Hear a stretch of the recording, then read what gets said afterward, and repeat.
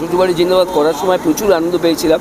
Shri Venkateswara SBF বলে তারা বড় হয়েছে, কিন্তু নামটা ছোটো করে দিয়েছে, SBF করে দিয়েছে। কিন্তু সত্যি বলছি, শ্বশুরবাড়ি জিন্দাবাদ করার সময় প্রচুর আনন্দ পেয়েছিলাম, জমিয়ে কাজ করেছিলাম, এবং এত বছর বাদে আবার সেটা রিলিজ হচ্ছে, রিলিজ যেটা বলি। একসময় হতো বাংলা ছবি রিলিজ করতো, দীর্ঘদিন বন্ধ ছিল, আবার সেটা চালু হচ্ছে। ভালো লাগছে, বাঙালি অভিনেতা হিসেবে বাংলার দর্শকদের জন্য এটা একটা উপরি পাওয়া। আমার অনেক শুভেচ্ছা রইল শ্বশুরবাড়ি জিন্দাবাদের প্রতি।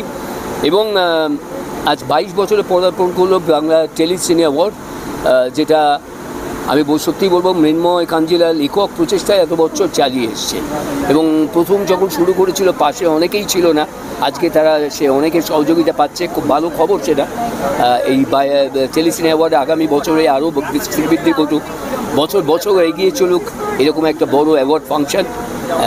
আমরা মৃন্ময়ের পাশে আছি, আশা করব যে এই অনুষ্ঠানটা আজকেও এই 22তম বর্ষেও খুব ভালো হবে, সবাই এনজয় করবেন। এবং যারা পুরস্কার পেলেন তাদের অনেক অনেক শুভেচ্ছা, আর যারা পেলেন না আগামী দিনে পাবেন তাদেরকেও আমার অগ্রিম শুভেচ্ছা। ভালো থাকবেন সবাই।